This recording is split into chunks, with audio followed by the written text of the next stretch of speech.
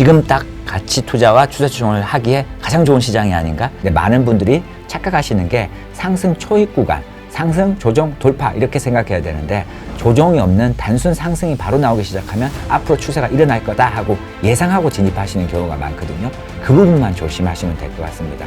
상승하고 나서 건전한 조정을 거치고 나서 다시 돌파할 때 진입하는 게 훨씬 더 안전하고 승리를 높이는 방법이다.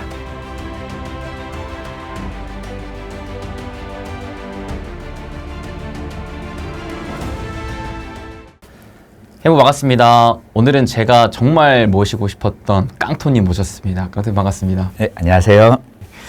깡토님은 사실 굉장히 많은 분들께서 이미 알고 계실 것 같아요. 또 추세 추종 하면 또 깡토님 아니겠습니까? 아, 고맙습니다. 저도 깡토님 유튜브 채널을 종종 좀 찾아보고 뭐 배울 거 배우고 하고 있다가 최근에 사실 깡토님과의 인터뷰를 준비하기 위해서 깡토님께서 집필하신 이 손실은 짧게 수익은 길게라는 책을 제가 다 봤는데 제가 최근에 봤던 책 중에 가장 많은 밑줄을 그었던 책이었던 것 같아요. 아, 그래요? 와, 이거는 진짜 챕터마다 좀 버릴 게 없는 책이었다라는 생각이 들 정도로 저한테도 너무 많은 도움이 됐거든요. 아, 도움이 됐다니 다행이네요. 그래서 제가 어렵게 적어가지고 밑줄 끈 거 아닌가요? 아닙니다, 아닙니다. 너무 쉽게 쏙쏙 잘 들어왔고 특히나 저도 추세 추종 투자를 좋아하는 만큼 되게 공감되는 포인트도 많았고 또 이런 부분들은 저와 비슷하면서도 이런 부분도 다르네 하면서 또 다른 점도 배우고 그런 식으로 해가지고 하다 보니까 밑줄도 많이 긋고 책도 많이 적게 되더라고요. 아, 다행이네요. 그래서 정말 만나 뵙고 꼭 말씀드리고 싶었던 게 책 집필해 주셔서 너무 감사하다는 말씀 드리고 싶었고 좋게 봐주셔서 감사합니다. 저는 정말 진심으로 저희 구독자분들도 추세 추종을 저랑 같이 또 공부하고 있는 만큼 이 책 꼭 구매해서 보시면 좋을 것 같습니다. 든든하게 여러분들의 곁을 지켜줄 수 있는 책일 것 같다는 생각을 저는 하거든요. 그래서 오늘 또 책에 있는 내용뿐만 아니라 제가 또 추세 추종 투자를 하면서 개인적으로 또 궁금했던 내용들 깡토님께 많이 여쭙고 또 우리 구독자분들께 유익한 영상이 될 수 있게끔 꾸려보도록 하겠습니다. 그래도 혹시 모르시는 분들을 위해서 간단한 자기소개 한번 부탁드리겠습니다. 안녕하세요. 저는 깡토라는 닉네임을 쓰고 있고요. 지금 전업 투자를 한 지는 한 15년 정도 됐습니다. 실질적으로 주식 투자를 시작한 거는 대학생 때부터 남들과 똑같이 시작했는데 그리고 나서 뭐 리먼 파손도 터지고 여러 가지를 경험하다 보니까 지금은 가치 투자와 추세 추종을 같이 하고 있는 일종의 하이브리드 투자 이런 부분을 좀 집중해서 하고 있다. 이렇게 생각하시면 될 것 같아요. 그러니까 제가 되게 흥미로웠던 포인트가 바로 그 포인트였어요. 가치 투자와 추세 추종을 같이 한다. 사실 어찌 보면 약간 상반되는 투자이라고 생각이 들거든요. 그죠. 물과 기름이죠. 그죠. 근데 이거를 같이 융합해서 투자를 한다라는 것이 사실 책을 읽기 전에는 이게 가능한가? 라는 생각이 들 정도였는데 좀 어떤 투자 과정을 겪으셨길래 그 물과 기름을 섞을 생각을 하셨는지 그게 궁금하거든요. 사실 뭐 저도 다른 투자자랑 똑같이 그냥 단기 투자를 먼저 시작한 겁니다. 저도 그랬어요. 네네, 사고 팔고 뭐 파는 게 막 도파민이 나오잖아요. 그렇죠. 네, 그렇게 단기 투자를 막 진행을 하다가 뭐 직장을 다니고 이렇게 됐는데 2008년도에 이제 리먼 파산이 터진 겁니다. 리먼 파산이 터지면서 아무리 단기 매매를 하고 리스크 관리를 하고 손절을 하더라도 손절할 수가 없더라고요. 그냥 장 시작하자마자 하한가에 들어가 버리니까 그쵸. 뭐 대형 주고 좋은 뭐 테마 주고 뭐 이런 거 상관없이 그냥 모든 종목이 다 빠져버리니까 3일 만에 계좌가 반토막이 났거든요. 그렇게 반토막이 나니까 그동안 제가 모은 돈과 이런 들은 공수, 시간 이게 너무 아깝고 내가 이게 제대로 가고 있는 길인가 이게 고민이 되더라고요. 그래서 그때부터 본격적으로 주식 투자를 공부하기 시작했거든요. 그리고 공부를 하다 보니까 가치 투자가 정말 제대로 된 투자구나. 난 지금까지 잘못 알았구나. 이런 생각이 들어서 가치 투자를 이제 좀 더 집중하게 됐습니다. 근데 가치 투자를 또 막 진행을 하다 보니까 항상 가치 투자가 잘 되는 시장이 있다. 이렇게 보긴 좀 어렵더라고요. 항상 시장에 따라서 가치 투자가 잘 되는 시장이 있었고, 또 지금처럼 추세 추종이 잘 되는 시장도 있었고, 항상 시장은 변하더라고요. 그래서 하나의 기술만 가지고는 살 수 없겠다. 여러 가지 기술을 좀 배워야겠다 싶어가지고, 그때부터 가치 투자 위에 추세 추종을 올린 하이브리드 투자를 진행하게 됐습니다. 그러면 지금 시장은 그 깡토님이 진행하시는 가치 투자와 추세 추종을 결합한 이 하이브리드 투자가 잘 먹히는 시장인가요? 지금 제가 전업을 한 지 15년이 넘었는데 네네. 지금 같은 장세는 한 번도 경험해보지 못했습니다. 뭐 눈 감고 일어나면 막 올라가는 그런 시장이고 삼성전자와 하이닉스가 아직도 이익이 큰 폭으로 증가하는 구간이잖아요. 그렇죠. 이런 시장이 거의 없었는데 지금 딱 가치 투자와 추세 추종을 하기에 가장 좋은 시장이 아닌가 이렇게 생각하고 있습니다. 역사적으로도 이렇게까지 이 투자가 잘 먹히는 시장이 없었는데 지금 너무 좋은 시장이다라는 거죠. 그죠. 과거에는 다 코스피가 박스권, 박스피라고 했었잖아요. 그쵸, 그쵸. 적당히 올라가다 다시 내려가서 그러다 보니까 사람들이 눌림목 매매, 고점에서 사는 것보다 쌀 때 사는 게 더 좋다. 트레이딩을 해야 된다. 이런 얘기를 많이 했는데 추세 추종은 미국에서만 잘 된다. 뭐 이런 얘기를 많이 했죠. 근데 지금은 밸류도 나오고 성장도 나오고 주도주가 계속 달리는 그런 시장. 가치 투자와 추세 추종이 가치에 맞물리는 그런 좋은 시장이다. 이렇게 생각하시면 될 것 같아요. 특히나 코스피 같은 경우에는 너무나 또 뚜렷한 상승 추세가 계속 이어지고 있고 또 밸류에이션 관점으로만 또 따져봤을 때는 또 그렇게 또 비싸지도 않고 네네, 맞습니다. 하다 보니까 말씀하신 추세를 타기에도 좋고 또 저평가인 종목을 사기에도 좋고. 네네. 보통 저평가 종목들은 바닥권 뭐 이런 거 종목들이 많잖아요. 근데 지금은 주도주인 주도 섹터가 아직도 저평가잖아요. 대표적으로 뭐가 그럴까요? 삼성전자와 하이닉스 같은 경우에 아직도 충분히 멀티플이 싸거든요. 최근에 UBS 증권사에서 마이크론 리포트 나온 거 보셨어요? 그렇죠. 네, 멀티플을 15배로 올린 거거든요. 멀티플을 15배로 올렸다는 거는 아주 의미가 있는 겁니다. 그냥 단순하게 멀티플을 올렸다 이게 아니라 과거에는 이런 반도체 시장이 시크니컬이었기 때문에 그냥 고밸류를 줄 수가 없었는데 지금은 구조적 성장으로 들어가고 있으니까 높은 밸류를 줘도 된다라고 판을 뒤엎는 거거든요. 그러면 삼성전자와 하이닉스도 당연히 이 반도체 관련 업종이고 전 세계에 3개밖에 없는데 멀티플이 올라갈 수밖에 없는 구간인 거죠. 사실 이러한 논리 자체를 최근에 국내 증권사에서도 하나 둘씩 좀 얘기하기 시작했었거든요. 네네. 근데 굉장히 유의미했던 것이 이제 UBS에서 네네, 맞습니다. 특히나 그 리포트를 집필한 애널리스트도 되게 또 평도 좋은 핫하시죠? 네. 네네.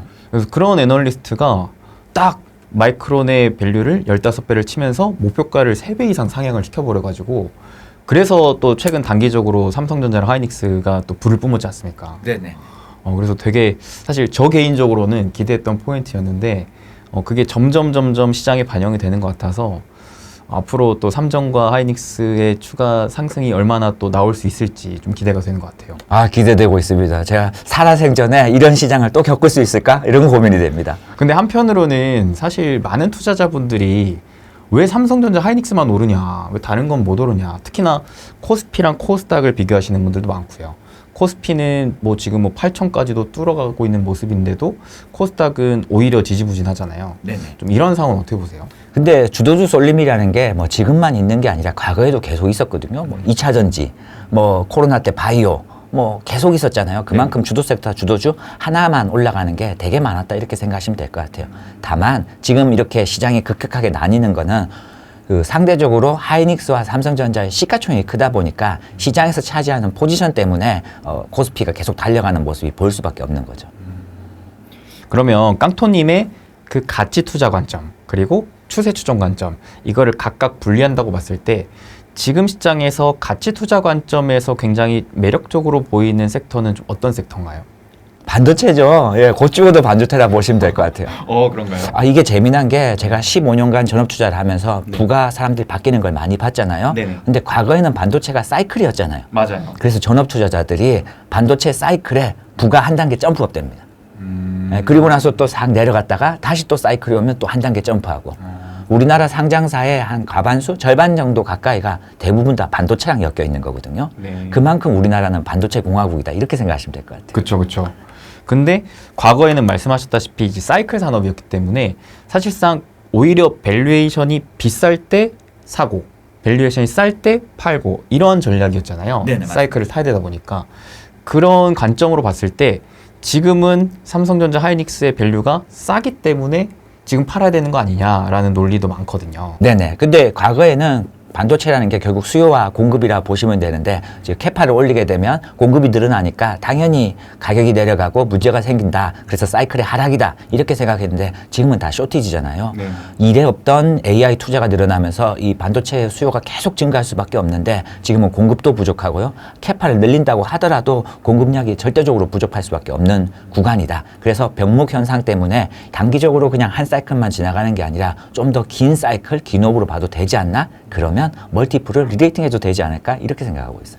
말씀하신 그 병목 현상이 지금 단기적으로 해소될 기미도 안 보이고 네네. 심지어는 빅테크 기업들이 최근에는 또 장기 공급 계약까지도 맺으려고 하다 보니까 그 실적에 대한 장기 성장 전망치가 계속 쌓여가고 있는 모습이잖아요. 네네. 그렇다 보니까 말씀하셨다시피 그 밸류에이션을 이제는 좀 달리 봐야 된다. 네. 재해석해야 된다. 그리고 그런 관점이 최근에 UBS라는 증권사 리포트에서 또 발간이 되었다라는 것들이 확실히 앞으로 반도체를 더 달리 볼 수 있는 관점이 겹겹이 쌓여가는 지금 상황이 아닌가라는 생각이 드는 것 같습니다. 네네. 단순하게 뭐 내년만 좋고 내후년만 좋고 그 다음에 꺾인다 이러면 문제가 있고 멀티플을 줄 수가 없는데 네네. 내년, 내후년 더 장기적으로 계속 좋으니까 이제는 충분히 저밸류에 대해서 사도 문제가 없겠다 이런 생각이 듭니다. 근데 한편으로는 워낙 그 두 개 기업이 주가 상승세가 가파르다 보니까 이게 좋은 건 알겠는데 지금 이거를 어떻게 사야 되는가에 대한 고민을 하시는 분들이 많거든요. 네네. 이에 대해서는 좀 어떻게 조언해주고 싶으세요? 사실 대부분의 사람들이 싼 거 좋아해요. 밸류로 싼 게 아니라 기존의 고점 대비 어느 정도 내려왔다거나 그렇죠. 아니면 뭐 주가의 가격 자체가 싼다거나 예, 그런 모습을 좋아하는데 지금은 주도 섹터 주도주가 달리고 있는 시장이잖아요. 그만큼 주도 섹터 주도주의 쏠림도 심하고 당연히 상승하고 있는 달리고 있는 말에 타야 되는 게 맞는 시장이다. 저는 이렇게 생각합니다. 그래서 단순하게 싸다 비싸냐 이렇게 따지지 말고 앞으로 더 성장할 수 있느냐 구조적인 성장이 나올 수 있는가 그 부분에 키포인트를 두고 주가가 비싸 보이더라도 과감하게 살 수 있는 용기가 좀 필요한 시점이 아닌가 이렇게 생각합니다. 이게 지금 막 올라가는 시점에서 많은 분들이 올랐으니까 못 사는 이유 중에 하나가 저거 떨어지면 너무 가파르게 또 떨어지는 거 아니야? 라는 그 두려움 때문에 또 못 사시잖아요. 네네 맞습니다. 결국 그 매도에 대한 두려움인 건데 그 매도에 대한 두려움은 어떤 식으로 해소시켜 드리는 게 좋을까요? 사실 주가가 내일 당장 떨어질지 뭐 올라갈지 그건 아무도 알 수가 없는 겁니다. 다만 이 회사가 다음 분기 혹은 내년, 내후년 이런 걸 봤을 때 구조적으로 성장할 수 있다라면 주가가 단기적으로는 뭐 좀 내려가더라도 그 하락분은 내가 좀 감내하겠다 이런 생각으로 꾸준히 모아가시는 전략도 괜찮은 거고요. 아니면 신고가 레벨업, 즉 주가가 큰 폭으로 성장하려면 예를 들어 템버거로 주가가 올라야 돼요. 그러면 얘는 신고가를 가야지 무조건 템버거가 갈 수 있는 거잖아요. 네. 그럼 많은 사람들이 신고가가 하면 이제 고점 아니냐 이런 생각을 많이 가지는데 결국 필요 충분 조건 템버거를 가기 위해서는 신고가를 또 갈 수밖에 없는 거고 모든 종목이 다 신고가에 갔다고 템버거를 가는 건 아니지만 그 안에서 좋은 종목이 무조건 템버거가 나올 수 있는 종목들도 있으니까 확률적으로 봤을 때 확률이 좀 낮더라도 손익비로 생각하시면은 내가 작은 손실을 보고 한번 수익을 낼 때 크게 먹겠다. 이 생각으로 접근하시면 이 손실에 대한 두려움이 좀 없어지지 않을까 이렇게 생각합니다. 그게 사실 추세 추종 기준의 핵심이잖아요. 그죠? 네네. 이게 승률보다도 좀 더 손익비를 생각해서 손실은 좀 짧게 쳐내고 수익은 최대한 좀 키워가서 최대한 뭐 10배고까지도 기대를 해보는 그런 투자가 이제 추세 추종 투자인데 많은 분들이 머리로는 이해해도 실천에 되게 어려워하시더라고요. 네네 맞습니다. 저도 이 추세 추종을 해보니까 너무 좋으니까 그리고 사실상 이론적으로 그렇게 어려운 건 아니니까 네. 특히나 초보 투자자일수록 이거를 좀 해보셨으면 좋겠다라는 생각이 있어서 많이 얘기를 드리는데 들으시는 분들이 다 똑같아요. 뭔가 알겠는데 못하겠다. 네네. 다이어트 같은 거죠. 네. 음식 안 먹고 운동하면 다 살 빠지는데 뭐 누구나 다 알고 있는 거지만 못하는 거잖아요. 추세 추종도 마찬가지입니다. 손실은 짧게 끊고 수익은 길게 끌고 가면은 당연히 맞는데 그게 현실적으로 멘탈적으로 이게 좀 어렵다 이렇게 생각하시면 될 것 같아요. 다만 이걸 꾸준히 경험을 하다 보면 점점 이제 심리가 안정이 되거든요. 네. 좋은 경험을 할수록 이게 수익이 날 수 있구나 이런 부분을 알 수 있으니까 포기하지 마시고 꾸준히 하시는 게 중요한 거고 그리고 지금은 또 AI 시대잖아요. 네네. 과거에는 이게 과연 수익이 나는가 안 나는가 이걸 개인이 판단하기가 너무 어려웠단 말이에요. 근데 지금 AI를 통해서 이렇게 내가 매매를 했을 때 과연 수익이 날 수 있는가 이런 부분을 쉽게 할 수 있는 거거든요. 그걸 보면 사람이 심리적으로 더 안정이 됩니다. 아, 내가 이때 손절을 하고 잘라내더라도 이게 향후에 더 올라가고 이런 부분이 다 있구나. 손절을 두려워하지 말고 앞으로 손절을 잘 하고 나머지는 끌고 갈 수 있는 매매를 해야겠다. 이런 생각을 가질 수 있게 됩니다. AI를 또 나만의 투자 페이스메이커로 활용하는 거네요. 아, 그렇죠. 지금 AI 시대인데 많이 써야죠. 또 깡태님께서는 그 AI를 활용한 또 프로그램도 만드셨잖아요. 아, 네네네. 스타기지라고 그죠? 네. 저희 구독자분들도 너무 잘 쓰고 계시거든요. 아, 감사합니다. 그 스타기지를 사실 만든 게 저만 쓰려고 만든 거였거든요. 제가 하도 작업을 많이 하고 네. 이제 기업 분석과 추세추종을 같이 하다 보니까 봐야 될 것들이 너무 많은 거예요. 한꺼번에 다 보고 체크하는 게 너무 힘들어서 저 친구랑 둘이서 우리 둘이서만 좀 편하게 사용하자 이렇게 만들었는데 만들다 보니까 나 혼자 쓰기 너무 아까운 거예요. 너무 좋아요. 네, 그래서 이제 공개를 하고 다 같이 쓰고 지금도 뭐 어젯밤에도 열심히 코딩하고 왔습니다. 대단하십니다. 투자도 하시면서 유튜브도 하시면서 코딩까지. 아, AI가 다 해결해주고 있어요. 아, 그리고 사람들이 고점을 항상 체크하려고 하거든요. 근데 고점은 체크하는 어떤 지표나 이런 게 하나도 없습니다. 시장도 마찬가지고요. 제가 AI를 통해서 여러 가지 백테스트를 하면서 네. 이거저거 조건을 많이 검색하고 여러 가지 테스트를 했는데 네네. 시장의 바닥은 나름대로 통계적 유의성이 있는 지표가 되게 많습니다. 그렇죠, 그렇죠. 예, 뭐 ADR부터 시작해서 뭐 이런 걸 다 체크가 가능한데 고점은 하나도 지표가 없습니다. 과거에 이때 나왔으니까 고점이었을 거야 라고 도입하면 그걸 또 갱신합니다. 그런가요? 네네. 그래서 고점에 대해서 내가 어디까지 알 수 있다라는 거는 아예 그냥 포기하시고 한 단계 한 발 더 느리게 고점에서 꺾이고 나서 그냥 끝까지 다 보고 나서 일부 수익을 내가 좀 토하겠다. 이런 느낌으로 접근하시면 좀 편하게 접근할 수 있다. 하긴 저도 공부해 봤을 때 어디가 최고점인지를 나타내는 신호 지표는 없었고 고점이 붕괴되는 신호는 좀 여러 개 있었던 것 같아요. 맞습니다. 네, 그래서 최고점의 판단은 건 상상에서만 가능한 겁니다. 그건 사실상 불가능한 거죠. 네네. 근데 그 불가능한 거를 자꾸 가능하게끔 만들려고 하다 보니까 투자가 더 어려워지는 것 같아요. 네네, 맞습니다. 투자하다 보면 예상하지 말고 대응하라. 이게 꼭 말장난 같기도 하고 뭐 그렇긴 한데 네. 대부분 사람들이 예상을 하거든요. 내일 주가가 어떻게 될지, 환율이 어떻게 될지, 지금 전쟁이 언제 끝날지 막 글로벌 매크로를 보고 여러 가지 나 주식 공부한다면 막 그런 거 봐야 되는 거 아니야? 막 금리를 체크하고 그렇게 하거든요. 네. 근데 사실 불가능에 가깝습니다. 우리가 뭐 청와대, 뭐 백악관 갈 것도 아닌데 세계 글로벌 경기가 어떻게 될지 아무도 알 수 없는 거거든요. 뭐 고장난 시계도 한두 번은 맞듯이 몇 번은 맞을 수 있지만 장기적으로 계속 그걸 맞출 수가 없는 겁니다. 그래서 예상하지 말고 대응인 거거든요. 그래서 한 발 더 늦게 주가가 올라가고 나서 떨어지고 나면 그때 대응을 한다거나 아니면 바닥권에서 사는 것보다 어떤 트리거가 발생해서 장대 형복, 스마트머니 이런 게 들어와서 주가가 올라가기 시작하면 지금 이제 추세가 계속 이어지고 있구나 하고 한 발 더 늦게 대응하는 거. 그게 대응이라 보시면 될 것 같아요. 매수도 한 발 늦게 사고 매도도 한 발 늦게 매도한다. 네네네. 대신 손절은 빨리 해야 됩니다. 이 포인트가 되게 어려워하시는 포인트인 것 같아요. 내가 사실상 산 시점 대비 바로 추세가 깨져버릴 수도 있잖아요. 네네. 근데 그러면은 손절은 빨리 해야 되는데 또 반대로 안 깨지면 또 계속 끌고 가야 되고. 네네. 그러니까 그에 대한 구분을 하면서 매도의 타이밍을 잡으시는 것들이 또 많은 추세추종 투자자분들이 어려워하시는 지점인 것 같은데 좀 손절을 잘하는 방법은 좀 뭐가 있을까요?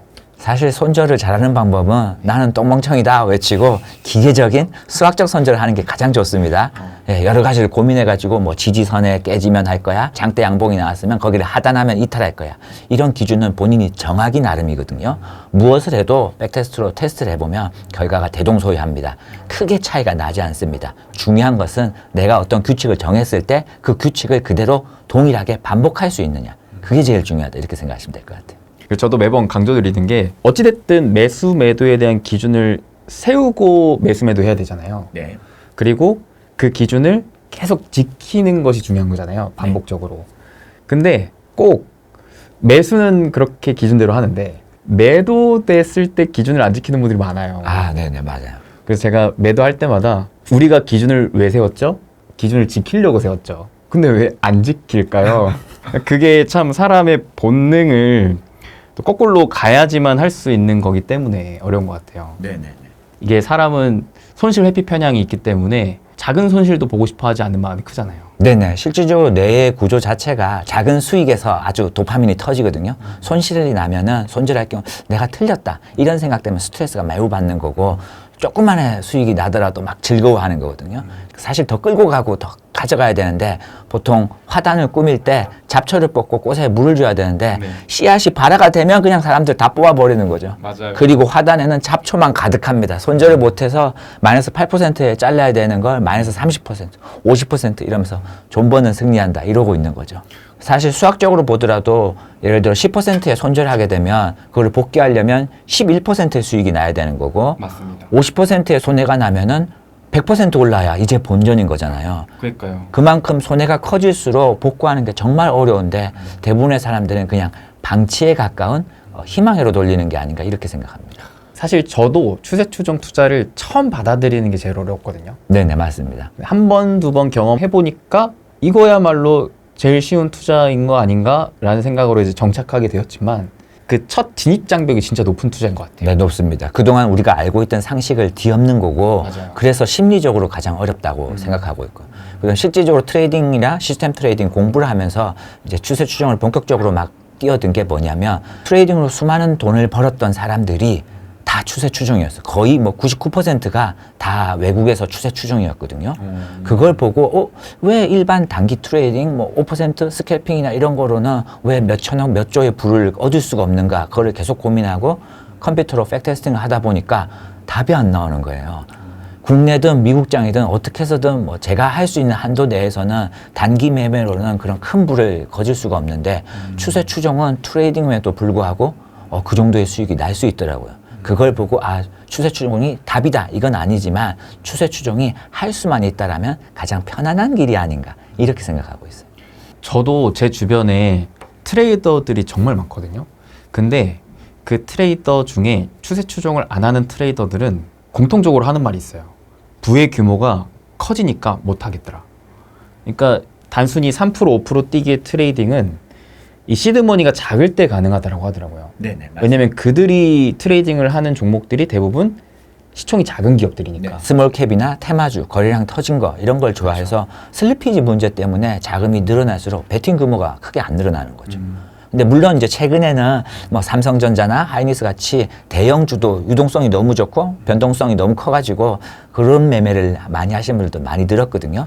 네. 그래서 조금 달라지긴 했는데 또 시장이란 거 언제 또 색깔이 바뀔 수도 있는 거니까 그렇죠. 네, 장기적으로 할 수 있는 그런 매매를 하시는 게 좋지 않나 생각합니다. 그래서 결론적으로는 초보든 고수든 추세 추종이 가장 쉽고 안정적이다라는 생각이 있습니다. 네네. 그리고 추세 추정에도 방법이 되게 많거든요.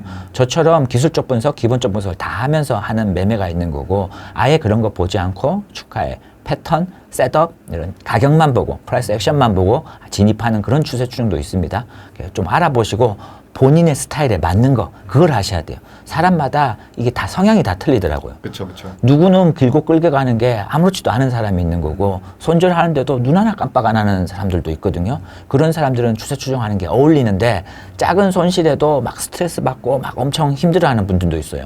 그런 분들은 추세 추정보다 진짜 그냥 정통 가치 투자를 하는 게 오히려 다 마음이 편할 수도 있다. 저도 그래서 구독자분들한테도 말씀드리는 게 이렇게 해보시고 안 맞으면 다른 거 보고 해보시면 된다. 네네. 굳이 뭐 제 거 계속 할 필요 없다. 근데 추세 추종은 한번 해보면 벗어날 수 없습니다. 한번 빠지면 딴 데 못 갑니다. 너무 좋습니다. 정말. 진짜 평생 할 수 있는 투자라고 저는 확신합니다.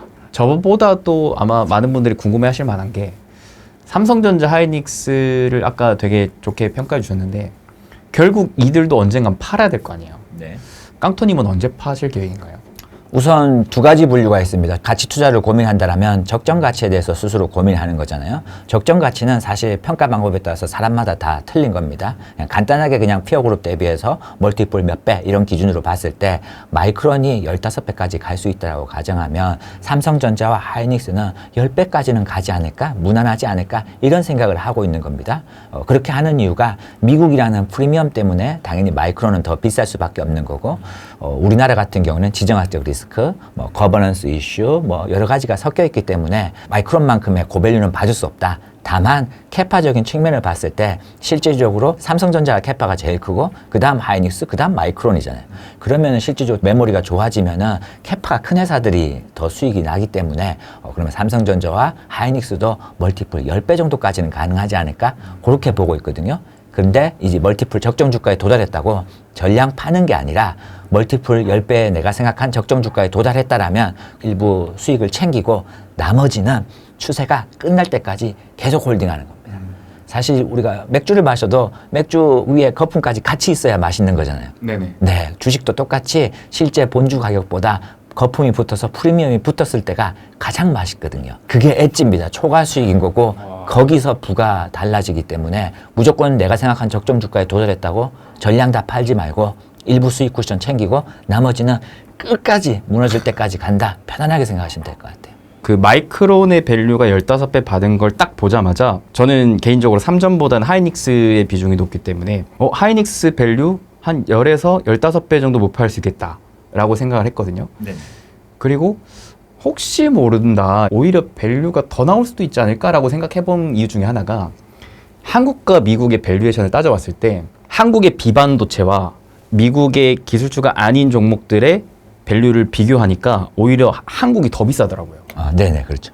그래서 반도체라고 그러지 않을 법이 있나? 또 한국인들은 거품 좋아하니까. 아, 네네네. 네. 그래도 깡또님께서 말씀하셨다시피 1차적인 목표는 이성적으로 봤을 때 PER 밸류 한 10에서 15배 정도. 네네. 이게 좀 안정적으로 먹을 수 있는 사이즈인 것 같다라는 네네. 생각은 드는 것 같습니다. 네네. 이 사실 또 회사만 좋으면은 또 시장이 못 받쳐줄 텐데 지금 정부의 의지 또한 좋잖아요. 거버넌스 이슈를 해결하려고 노력을 하고 있고 시장도 우호적이고 글로벌 정세도 나쁘지 않은 거고요. 거기다가 반도체 AI의 투자는 계속되고 있는 거라서 더 높은 멀티플이 향후에는 나올 수도 있다. 다만 지금부터 막 20배, 30배 멀티플을 줘야 된다. 이거는 조금 어려운 것 같고 우선 우리가 생각할 수 있는 10배에서 15배 한정을 딱 짓고 거기서 그만큼 올라가기 시작하면 그 이후부터 다시 한번 계산하고 리레이팅하는 게 맞는 것 같습니다. 사실 그 정도만 가도 삼전 닉스가 지금으로부터 또 거의 2배는 더 가는 거니까. 네네.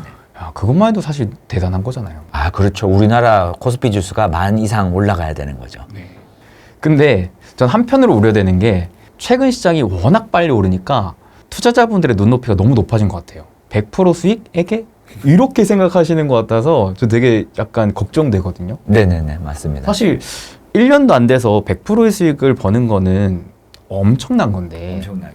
지금 코스피가 1년도 안 돼서 100%가 올랐다 보니까 투자자분들의 눈높이가 너무 높아지신 것 같다라는 것이 약간은 좀 우려스러운 포인트인 것 같습니다. 네네. 지금 시장에서는 다 그냥 주식 천재잖아요. 내가 타고났나? 왜 이 좋은 걸 내가 안 했나?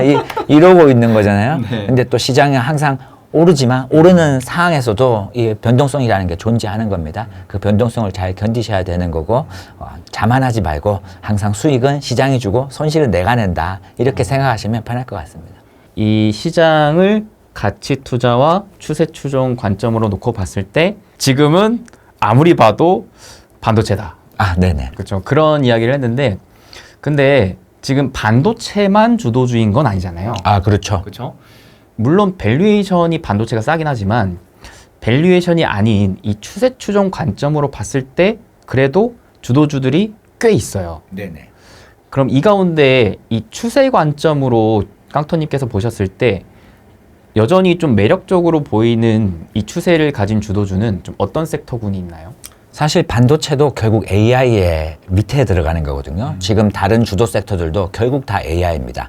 AI가 계속 진행을 하고 데이터 센터가 짓게 되고 계속 이렇게 되면은 필요한 거는 결국 에너지, 전력이라고 보시면 되는데 에너지 관련된 종목들도 계속 보시는 게 좋지 않나 이렇게 생각합니다. 최근에 추세가 강하게 보였던 삼성전기 같은 경우에도 이거는 에너지가 아니라 MLCC 때문에 좀 다른 거 아니냐 이렇게 생각할 수 있지만 결국 MLCC 자체도 전력을 평균하게 분포시킬 수 있도록 필요한 거기 때문에 결국 에너지와 같이 봐도 상관없다라고 저는 생각하고 있거든요. 결국 필요한 건 전력인 겁니다. 이 전력 자체가 너무나도 쇼티지고 부족하기 때문에 변목 형상으로 인해서 이 전력, 에너지 이런 관련 업체들은 지속적으로 모니터링할 필요성이 있다. 그렇게 보시면 될 것 같아요. 그리고 뭐 피지컬 AI 이런 것부터 시작해서 로봇, 또 우주 뭐 이런 것들은 미래의 고성장 이렇게 가는 거잖아요. 이런 부분에 대해서는 고 멀티플을 받더라도 추세적으로 우상향한다라면은 조금 내가 늦게 보더라도 따라갈 만하지 않을까 이렇게 생각하고 있습니다. 근데 한편으로는 최근에 유가의 이 상승세가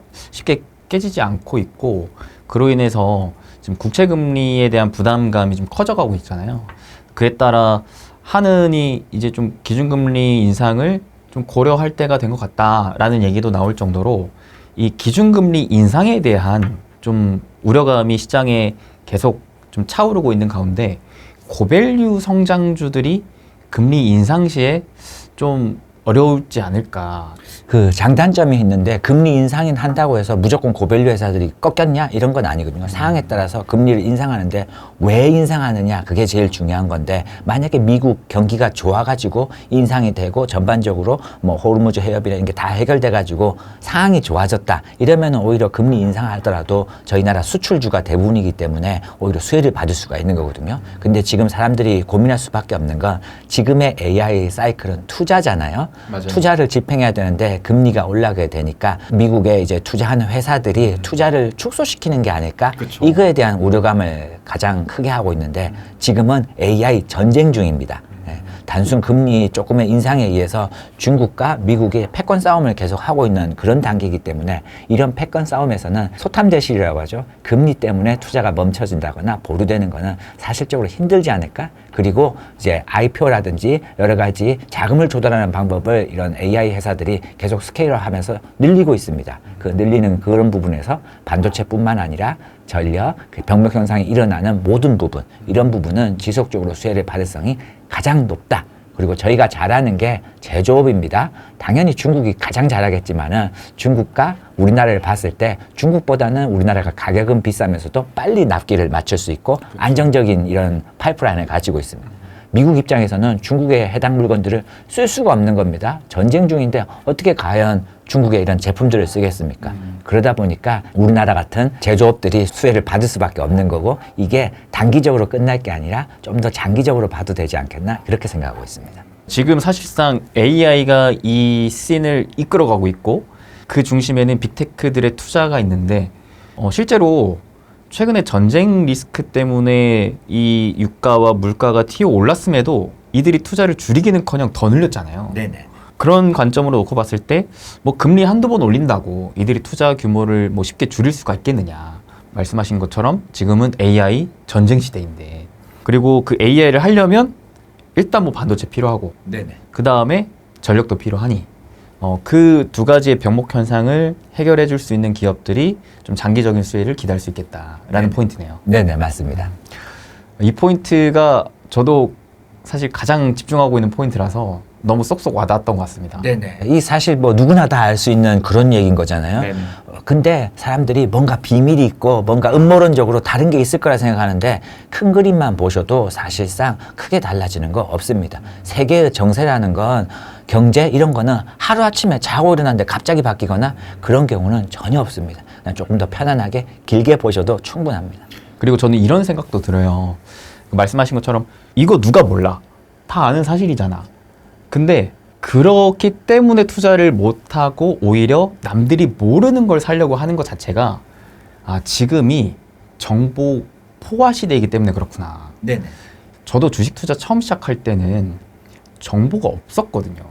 뭐 이런 정보를 누가 알려주지도 않았고 진짜 내가 막 하나 둘씩 찾아보는 것도 힘들었고 리포트들도 이렇게까지 양질의 리포트가 나오지 않았고 그래서 그때는 진짜 몰라서 투자를 못했던 시기였는데 요즘은 깡터님까지도 이렇게 유튜브를 하실 정도로 너무나 이게 투자를 잘 하시는 분들이 유튜브를 다 하니까 너무 쉽게 웬만한 정보는 다 찾아볼 수 있으니 네네, 맞습니다. 이거 심지어 웬만한 정보도 아니고 사실 까놓고 보면 고급 정보거든요. 그 고급 정보를 대중들이 너무나 쉽게 이제 찾아볼 수 있을 정도의 시대가 됐고 또 AI한테 물어보면 그냥 바로바로 그 정보가 나오니까 네. 이거 너무 쉬운 거 아니야? 쉬운 거에서 그렇게 큰 수익이 나올 수 있을까? 근데 현실은 그렇지 않습니다. 그쵸. 정보가 넘쳐나더라도 결국 해석할 수 있는 능력이 필요한 거고 거기서 옥석을 또 뽑아야 되는데 뭐 이 시청자분들도 이 유튜브를 보고 계시지만 여기서 다 옥석을 또 뽑아주잖아요. 이런 게 잘 없거든요. 이 계속 보시고 계속 경험을 하시면 이 진짜 뭐가 어떤 게 옥석이고 뭐가 제대로 된 자료다, 정보다 이런 부분을 좀 알 수가 있는 겁니다. 그리고 AI 시대인 만큼 AI를 많이 활용하셔야 돼요. AI가 도움을 많이 주거든요. 물론 할루시네이션에 대해서 걱정을 많이 하는데 그 부분은 다시 자기가 프롬프트 명령을 잘 넣으면서 계속 체크하고 걸러내고 이런 부분을 하시면 투자하시는데 아주 큰 도움이 되는 겁니다.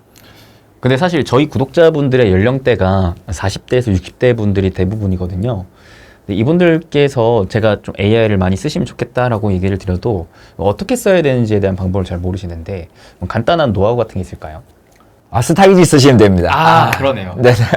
깡통님께서 정말 또 열심히 코딩해서 정말 쉽게 쓸 수 있게끔 만들어준 사이트 스타기지, 네이버에다 스타기지 치시면 바로 들어갈 수 있는데 실제로 저도 매주 쓰거든요. 감사합니다. 정말 너무 좋아요. 너무 좋고 너무 다양한 기능들도 있고 쓰기도 편리하고 그래서 저도 여러 번 소개해드렸던 사이트이긴 했지만 이번 기회에 또 안 쓰셨던 부분들이 있었다면 좀 써보시면 좋을 것 같고 깡토님 스타기지 개발자 입장에서 요것만큼은 꼭 쓰셨으면 좋겠다라는 게 있을까요? 추세 추종을 하면서 필요한 기능들이 아주 많은데요. 대부분 사람들이 RS에 대해서 고민합니다. RS는 상대 강도라는 건데 모든 추세 추종의 대가들이 다 쓰고 있는 지표라 보시면 됩니다. 근데 국내에서는 이게 없습니다. HTS에서 제공을 안 하고 있어서 맞아요. 실질적으로 RS 지표를 보는 게 매우 힘든데 스타기지를 통해서는 RS를 볼 수 있습니다. RS는 쉽게 생각하면 백분율이라 보시면 됩니다. 상장사의 전 종목들을 100%라 봤을 때 기간 대비해서 얼마나 많이 상승했느냐, 지수보다 얼마나 강하냐 이렇게 생각하시면 됩니다. 예를 들어 학교 성적이 뭐 상위 10%다 이러면 RS 90이다 이렇게 생각하시면 될 것 같아요. RS 점수가 높으면 높을수록 상위로 들어가는 거네요. 네네. 근데 이제 조심해야 될 거는 RS가 무조건 높다고 좋은 건 아니고요. 중요한 거는 지수보다 얼마나 높으냐 이거가 중요한 겁니다. 예를 들어 코스피 지수가 뭐 최근에 RS가 뭐 80이다 이러면 내가 매매해야 될 대상 종목들은 RS 80 이상인 종목군에서만 보는 겁니다. 그 이하는 안 본다. 대신 81이라서 더 좋고 뭐 90이라서 더 좋고 이렇지는 않습니다. 실제로 주도주는 시장보다 강한 주식이기 때문에 그 RS라는 지표를 보고 한눈에 알 수 있는 거죠. 이 주식이 시장보다 강한 주도주의 특징을 띠는구나 이런 것들을. 네네 맞습니다. 그래서 사실 이 필터링이 없으면 수천 종목 중에 내가 하나하나 다 뒤집어 까야 되는데 네네. 그게 너무 수공업이 많이 들잖아요. 그래서 참 저도 이 기능을 너무 기다렸었고 저도 진짜 왜 HTS에서 이런 기능을 안 만들어줄까 저 나름대로 막 포맷 만들어가지고 수기로 매주마다 업데이트하고 했었는데 이거는 그냥 딸깍 하면 바로 나오니까. 네네네. AI 시대 너무 좋습니다. 근데요 최근에 이 코스피보다 강한 주식이 별로 없지 않나요?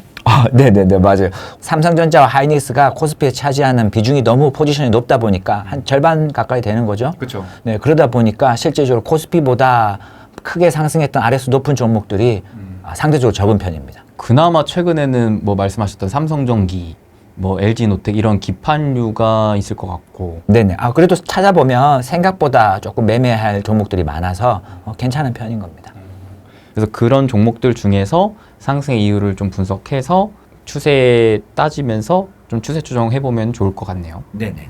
그럼 제가 또 여쭙고 싶은 게 이 책 제목처럼 사실 추세 추종의 핵심은 손실은 짧게 가져가고 수익은 길게 가져가는 건데 그렇게 하기 위한 깡토님만의 좀 노하우가 있을까요? 사실 손실은 짧게 수익은 길게라는 게 뭐 거의 다 동일하고 다 아는 겁니다. 근데 매수 시점은 어떻게 생각하시면 되냐면 기본적으로 상승, 조정, 돌파 이 기준으로 생각하시면 됩니다. 모든 종목이 상승하고 나서 건전한 조정 베이스를 거치고 나서 두 번째 상승 돌파가 나올 때 보통 진입을 하는 겁니다. 그 돌파라는 것은 무조건 뭐 장대 양봉 거래량이 터져서 스마트 머니가 들어야 된다 이런 건 아니고요. 하나의 트리거라 보시면 됩니다. 그 트리거라는 게 이런 돌파도 있는 거고 신고가도 있는 거고 그거는 본인이 선택하기에 따른 거고 반복할 수 있느냐 이거를 정하셔야 되는 겁니다. 근데 많은 분들이 착각하시는 게 상승 초입 구간, 상승, 조정, 돌파 이렇게 생각해야 되는데 조정이 없는 단순 상승이 바로 나오기 시작하면 앞으로 추세가 일어날 거다 하고 예상하고 진입하시는 경우가 많거든요. 그 부분만 조심하시면 될 것 같습니다. 상승하고 나서 건전한 조정을 거치고 나서 다시 돌파할 때 진입하는 게 훨씬 더 안전하고 승률을 높이는 방법이다. 이렇게 생각하시면 될 것 같아요. 저 같은 경우에는 말씀하신 상승, 조정, 다시 돌파했다가 다시 조정받을 때 사거든요. 아, 네네네. 그나마 저는 상승 추세에서의 눌림목 공략을 좀 좋아하기 때문에 네네. 요거는 좀 어떤가요? 사실 눌림목 공략에 대해서 얘기가 많은데 개인 취향입니다. 개취에 따라서 뭐가 좋다, 나쁘다 이렇게 보기는 어려운데 근데 저희가 추세 추종이라는 걸 하잖아요. 그럼 추세 추종은 강한 걸 사야 돼요? 약한 걸 사야 돼요? 강한 걸 사야죠. 네네. 그러면은 눌림이란 말은 강하게 가다가 내려오고 있는 거잖아요. 그렇죠. 네, 내려오고 있는 거라서 추세가 약해진 거잖아요. 그죠? 그러면 저는 이렇게 눌려서 내려가는 종목보다는 그냥 달리고 있는 거를 사는 거를 선호하는 편입니다. 점점 추세가 가팔라지는 거를 오히려 더 불타기를 하는 거네요. 네네네, 맞습니다. 이거는 뭐가 더 좋다, 나쁘다 이게 아니라 개인 성향과 취향 차이입니다. 근데 그런 돌파 매매를 할 때일수록 확실한 손절 기준이 더 타이트해져야 될 것 같은데 네네네. 그럼 깡토님은 손절을 할 때 손실률을 기준으로 따지나요? 그래서 거의 대부분 기계적 손절, 수학적 손절로만 하고 있거든요. 마이너스 8%에 일률적으로 대부분 끊어간다. 이렇게 보시면 될 것 같아요. 근데 마이너스 8%라는 게 제가 임의로 딱 정한 게 아니라 역시 AI를 통해서 과거 10년치, 15년치의 데이터를 뽑아봤습니다. 뽑아보니까 마이너스 5% 이하에서 만약에 손절하게 되면 오히려 더 주식이 손해가 나는 거고요. 5% 이상으로 손절을 할수록 상황이 더 좋은 겁니다. 그래서 8%에 내가 손절할 경우에 나름대로의 조금 최적의 값? 이렇게라고 생각했기 때문에 8%에 기계적으로 손절을 하고 있습니다. 저 같은 경우에도 최대한 손절을 하더라도 마이너스 10% 내외에서 하자라는 원칙을 잡아놨었거든요. 네네. 아무리 내가 늦장 대응해도 20%는 넘지 말자. 10% 마이너스를 넘어가면서 손절하면은 수익률 곡선이 기하급수적으로 떨어집니다. 네, 통계를 보면 바로 확인할 수 있습니다. 그래서 그 부분도 되게 좀 좋은 포인트인 것 같습니다. 사실 깡토님한테 또 궁금한 게 가치 투자와 추세 추종을 같이 하시는 입장에서 이 종목 선정의 우선순위가 좀 궁금하거든요. 네네. 깡토님은 어떤 종목을 선호하시나요? 우선 기본적으로 많은 사람들이 가치 투자하면 퍼 이렇게 많이 생각하잖아요. 근데 저는 퍼를 잘 안 보는 편이고요. 기본적으로 EPS 성장을 가장 1순위로 보고 있습니다. EPS 성장이라는 건 주당 순이익으로서 이 회사가 얼마나 이익을 벌어들일 것인가 미래에 대한 EPS를 추정하는 건데 거기서 중요한 거는 단순 EPS가 계속 올라가고 이게 좋다 이게 아니라 EPS가 구조적으로 어떻게 올라가느냐 그 부분을 체크하는 겁니다. EPS라는 거는 그냥 환율적인 이익이나 혹은 자산 매각이나 이런 일회성 이익이 들어갈 가능성도 높기 때문에 그런 부분을 다 제외하고 이 회사의 구조적으로 어떻게 성장하느냐, 산업 자체가 성장하느냐, 얼마나 장기적으로 성장할 수 있느냐 이 부분을 보고 그로스를 따지면서 진입을 한다 이렇게 생각하시면 될 것 같아요. 구조적, 장기적 EPS의 성장을 보는 거네요. 네네. 그리고 그 다음으로는 뭘 보시나요? 그 다음은 차트죠. 저희가 기본적 분석과 차트 분석을 같이 하기 때문에 차트적으로 스마트 머니가 들어오느냐 이 부분을 체크한다 보시면 되는데 무조건 성장하고 이런 회사들도 시장에서 알아봐 주지 않는다면은 장기간 횡보하거나 이런 경우가 매우 많습니다. 그렇기 때문에 시간 가치를 좀 소비할 수 있거든요. 그런 종목들은 기본적으로 어느 정도 좀 보유하고 있다가 그리고 중요한 거는 계좌를 나누셔야 되는 겁니다. 한 계좌 안에서 가치 투자와 추세 추종을 하다 보면 두 개가 섞여가지고 문제를 일으키는 게 많기 때문에 무조건 가치 투자 계좌 따로 추세 추종 계좌 따로 두 개의 계좌를 운영하시는 게 좋습니다. 그래서 그런 고성장주 EPS가 올라가는 그런 바닥권에서 가고 있는 종목들을 가치 투자에서 먼저 매수를 해서 들고 있다가 거기서 거래량이 터지고 장대 양봉이 나와서 스마트 머니 시장에서 환호할 때 그때 추세 추종 계좌에서 다시 또 진입을 하는 겁니다. 동일한 종목을 두 개의 계좌에서 두 개의 기준으로 공략할 수도 있는 거네요. 네네네. 그래서 진입 시점이 다르게 되는 거죠. 그러네요. 하나는 먼저 사게 되는 거고 하나는 달리기 시작하면 사는 거고 매도할 경우에도 가치 투자 쪽에서는 먼저 매도가 나가는 거고요. 적정 가치에서 나머지는 들고 가는 거. 추세 추종은 적정 가치 상관없이 추세가 끝까지 갈 때까지 들고 간다. 이렇게 생각하시면 될 것 같아요. 저 같은 경우에도 단기 매매 계좌랑 장기 투자 계좌를 구분해서 보거든요. 그런 것처럼 깡또님도 가치 투자 계좌랑 추세 추종 계좌를 구분해서 보시네요. 네네, 맞습니다. 그러면은 깡토님은 전체 비중 중에 가치 투자의 비중이 높나요? 추세 추종의 비중이 높나요? 사실 가치 투자의 비중이 훨씬 높았었는데 네. 작년 뭐부터 시작해서 시장이 너무 좋아졌잖아요. 그렇죠. 네, 비자발적으로 추세 추종 계좌의 비중이 훨씬 올라갔습니다. 이게 수익이 많이 나서. 네네네. 비중을 제가 더 올린 게 아니라 그냥 잘 돼서 그냥 네네.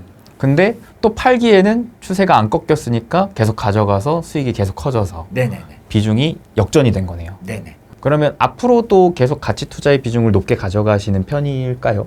저 시장에 따라서 달라질 것 같아요. 지금은 추세 추종이 워낙 잘 되는 시장이니까 추세 추종 계좌의 비중이 높은데 향후에 또 시장이 꺾일 수가 있잖아요. 그쵸. 네네. AI가 정말 문제가 생기고 시장이 꺾이게 되면 그때는 가치 투자의 비중이 올라갈 거예요. 시장이 꺾이니까 이제 싼 거를 찾아내고 더 고민해야 되고 하다 보면 가치 투자의 비중을 올릴 생각입니다. 그럼 깡토님 같은 경우에는 시장 자체가 강세장이 아니라 이제 약세장, 즉 하락장으로 바뀐 이후로는 추세 추종 투자는 거의 안 하고 가치 투자 위주로 하시나요? 네네. 근데 약세장이라서 추세 추종을 안 하는 건 아니고요. 약세장에서 추세 추종이 훨씬 더 쉽거든요. 왜냐하면 다 시장이 빠지는데 유독 강한 애들이 눈에 바로 보여요. 예, 그래서 주도주를 찾기가 쉽기 때문에 약세장에서는 오히려 잘 되는 거고요. 횡보장에서 어렵습니다. 횡보장에서는 이게 변동성 때문에 사면 손절해야 되고 또 이게 뭐 가나 싶으면 손절하고 나면 다시 오르고 이게 반복되면서 가랑비에 옷 젖듯이 마이너스 8%에 손절하더라도 차곡차곡 쌓이다 보면은 추세 추정에서의 그 계좌가 하락이 너무 심해지거든요. 그때 비중을 대폭 줄여야 되는 겁니다. 요게 또 저랑 다른 포인트인 것 같아요. 저도 추세 추종을 하지만서도 깡토님은 조금 더 돌파의 타점을 보시고 조금 저는 눌림의 타점을 보다 보니까 저는 상대적으로 약세장에서는 추세 추종을 거의 안 하는 편이고 박스권일 때 좀 좋아하거든요. 오히려 눌릴 때 사서 올라갈 때 팔다가 뭐 이런 식으로. 네.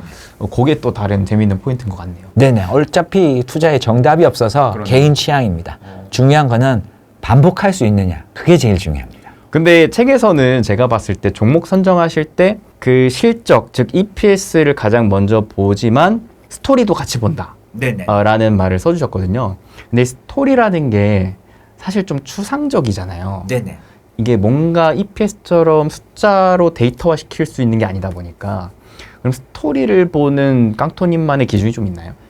쉽게 생각해서 내러티브한 넘버스라고 생각하시면 되는데 넘버스가 아까 실적인 거고요. 내러티브는 시장에서 환호하는가 결국 스마트머니가 얼마나 몰릴 수 있는가 이게 제일 중요한 건데 이 내러티브를 볼 때 나만 알고 있고 나만 이런 거 이게 안 되는 거거든요. 시장이 다 같이 환호해야 되는 겁니다. 즉 모든 사람들이 알 만큼 거대한 빅뉴스 전체적인 산업이나 일의 흐름이 바뀔 수 있는 거 예를 들어 스페이스X라는 상장이 예상돼 있고 이게 다 진행이 되고 있잖아요.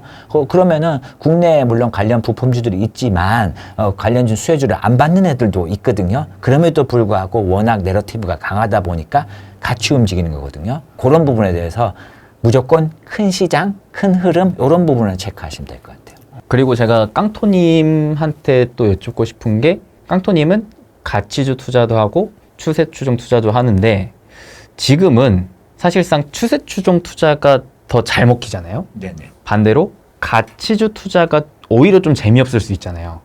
지금 뭐 싼 주식이 올라가는 장세는 또 약간 반반이다 보니까. 네네.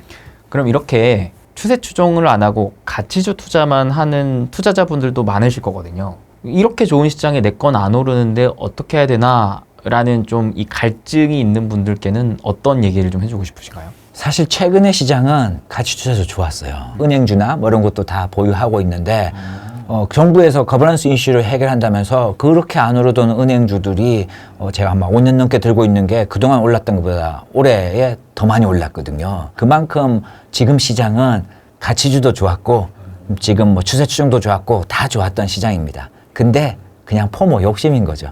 예, 지금 삼성전자와 하이닉스 없던 사람들 아니면 있더라도 이거 더 많이 살 걸. 이거 많이 있는 사람은 이거 레버리지 살 걸. 결국 비교를 통한 포모 때문에 힘들어하는 건데 그 남들과 비교하기 때문에 포모가 계속 오는 거잖아요. 그렇죠. 예, 그냥 자기 자신과 비교하면 훨씬 더 낫습니다. 내가 작년 대비해서 얼마나 성장했고 내가 어제보다 또 내가 얼마나 더 많이 성장했느냐 그런 생각을 하시면 포모에서 조금 더 편안하지 않나 이렇게 생각합니다. 방금 소름 끼쳤습니다. 제가 정말 많이 하는 얘기가 비교는 남과 하는 게 아니라 내 과거와 하는 거다 네. 라는 말을 많이 하거든요. 사실 이 포모가 주식 투자하면서 나를 가장 힘들게 만드는 거잖아요. 시장이 빠질 때는 뭐 다 같이 빠지니까 그렇다 치는데 시장이 좋을 때 내 것이 상대적으로 덜 오르는 것 같은 느낌을 받으면 거기에서 상대적 박탈감이 힘들어 하시잖아요. 네. 근데 애초에 그냥 그렇게 생각 자체를 안 하는 게 답인 것 같고 저는 이제 두 번째로 그럼에도 불구하고 내가 힘들다 하면은 그걸 조금이라도 내가 사는 게 좋지 않나라고 네네. 생각을 해요. 네네네.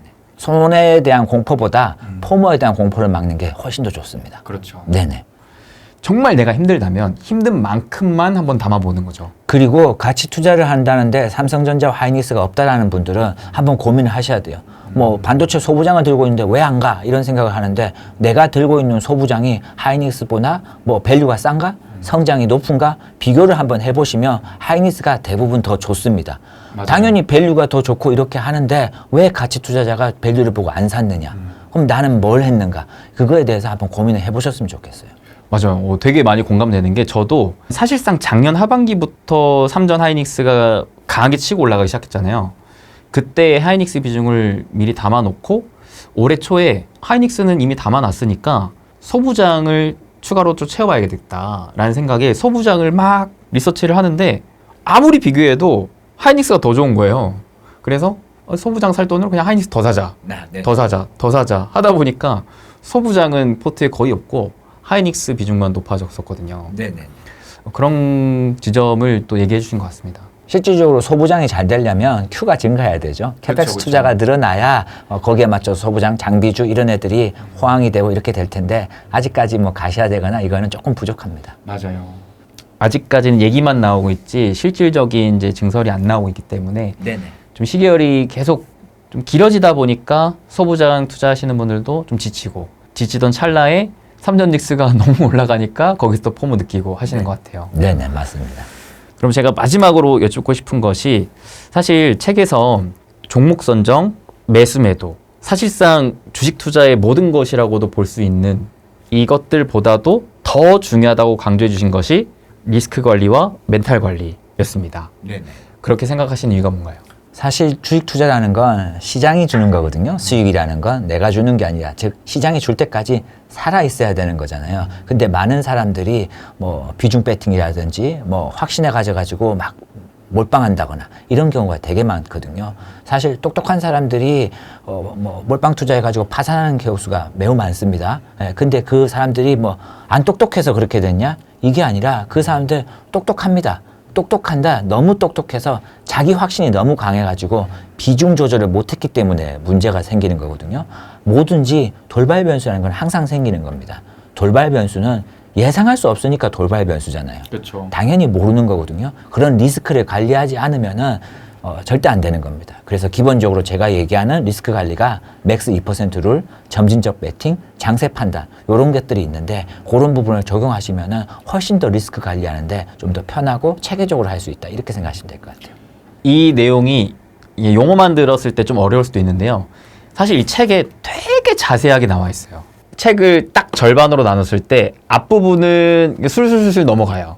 근데 뒷부분은 조금 따져가면서 공부하셔야 됩니다. 네네. 아이고, 이 책 한 책에 다 넣으려고 하니까 요약이 되다 보니까 내가 봐도 어이구, 뭔 소리야. 뭐 너무 어려운데? 책 한 10권 보고 이걸 봐야겠는데? 그런 생각이 들더라고요. 근데 그만큼 다방면으로 배울 수 있는 지점들이 너무 많았어요. 그래서 말씀하셨던 것처럼 뒷부분은 2번, 3번 반복하면서 내가 정말 이해가 될 때까지 곱씹으면서 보시면은 깡토님께서 강조하시는 그 리스크 관리, 멘탈 관리 이 부분에 대한 영역도 좀 채울 수 있지 않을까라는 생각을 해봅니다. 네네. 그리고 그거를 그냥 제가 임의적으로 뭐 이런 게 아니라 다 통계를 뽑아서 수학적으로 다 뽑아낸 거기 때문에 조금 더 그거 믿고 아니면 이 데이터를 가지고 그대로 AI에 넣어가지고 테스트 해보시고 확신을 가지시는 게 좋습니다. 그렇죠. 이런 걸 너는 어떻게 생각해? 한테 AI한테 물어보는 거죠. 이게 진짜 맞아? 라고 계속 더 검증해서 최종적으로 정리된 거를 내가 한 번씩 시도해보고 내 걸로 만들어보는 거죠. 네네, 맞습니다. 계속 경험을 하셔야 자기게 되는 겁니다. 그냥 아는 것과 실천하는 거는 또 다른 거기 때문에 안다고 그냥 멈추지 마시고 실천해보면서 이게 과연 나한테 맞는 옷인가? 그렇게 생각해 보시면 될 것 같아요. 그러면 저희 구독자분들 중에는 제가 항상 얘기를 많이 해서 추세 추종을 이미 하고 계시는 분들도 많은데 그거를 이제 아직 고민하고 시도하지 못하고 계신 분들도 많거든요. 아직 추세 추종을 경험하지 못하신 분들께 한마디 해주신다면요. 아, 이거 너무 좋은데 뭐라고 말할 방법이 없네, 이거. 아, 추세 추종 너무 좋은데. 그러니까 너무 좋은데 네네, 너무 좋은데. 딱 한 번만 해보시면 아는데. 네, 기깔납니다. 한번 해보면 이거 헤어나질 못할 겁니다. 아시다시피 모든 동기부여는 제가 무슨 말을 하든 뭐 고수가 와서 뭘 하든 책을 보든 아무 소용없어요. 금융치료가 최고입니다. 그 금융치료 지금 추세 추종하기에 좋은 장세니까 금융치료 받으시고 추세 추종 꾸준히 하시기 바랍니다. 맞아요. 이게 추세 추종이라는 거는 결국 추세가 있어야 따라갈 수 있는 거거든요. 근데 지금은 추세가 너무 명확하게 찍혀 있는 시장이라서 이럴 때일수록 추세 추종을 써먹기가 참 좋아요. 진짜 잘 띄워놓을 수 있는 놀이터가 만들어져 있다고 생각을 해요. 그래서 이런 시기가 또 언제 올까 싶을 정도로 길이 되게 잘 닦여 있기 때문에 초보이더라도 이러한 시장에서 한번 경험해 보는 것이 정말 큰 자산이 되지 않을까라는 생각으로 꼭 여러분들 한 번쯤은 소액이더라도 좀 해보셨으면 좋겠다는 생각을 해봅니다. 그러면은 그 외에 지금 이 영상을 끝까지 시청하신 우리 구독자분들께 뭐 간단한 또 조언이나 한마디 해주시고 마무리하겠습니다. 네네. 사실 그 주식 투자하면 많은 분들이 스트레스 받는 거 아니야? 뭐 이런 고민을 많이 하거든요. 근데 저는 주식 투자하는 게 너무 재밌습니다. 기업 분석하는 것도 너무 재밌고 차트 분석하고 패턴 분석하는 것도 너무 재밌습니다. AI에게 데이터도 넣어보고 검증하니까 이게 더 확신도 와닿고 더 충분히 해볼 수 있는 그런 시대라고 보고 있는 겁니다. 여러분들도 AI 많이 활용하면서 이 추세 추종, 가치 투자 구분하지 말고 많이 경험해보고 꾸준히 투자하는 거, 그 부분에 대해서 한번 고민해 보시면 좋겠습니다.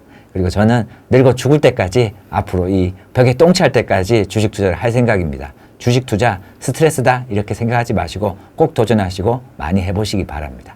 응원합니다. 저도 마찬가지로 벽에 똥칠할 때까지 따라서 주식하겠습니다. 아, 네. 저도 주식을 너무 사랑하거든요. 아, 찰리 먼거나 이런 분들 보십시오. 정말 대단하지 않습니까? 아, 대단합니다. 네네. 이번에 워렌 버핏 같은 경우에도 결국 또 나왔잖아요. 물론 강단에는 서진 않았지만 나와가지고 또 이야기도 해주고 하는 거 보면 나이가 지금 그렇게 됐는데 또 그러니까요. 너무 또 이 업에 대해서 즐겨하시고 좋아하시는 거거든요. 네. 저희도 그렇게 늙을 때까지 꾸준히 투자했으면 좋겠어요. 네, 밝고 행복하게 또 재밌게 주식 투자의 여정을 끝까지 하도록 하겠고 그 과정을 또 여러분들과 함께 할 수 있도록 저희는 또 유튜브도 하고 있고 또 깡토님께서는 너무나 대단하시게 유튜브뿐만 아니라 여러분들 추세 추종을 하기 위한 도움까지 드리기 위한 이 스타기지까지 개발해 주셨기 때문에 여러모로 많이 또 쓰시면서 성투하셨으면 좋겠습니다. 이렇게 깡토님과 추세 추종에 대한 이야기 상당히 또 재밌게 나눠봤습니다. 오늘의 저희 이야기가 여러분들의 투자에도 조금이나마 도움이 되길 바라면서요. 앞으로도 벽에 똥칠할 때까지 저희는 행복하게 주식할 것을 약속드리며 여러분들 응원하는 마음을 담아 인사드리겠습니다. 여러분 행복 되세요.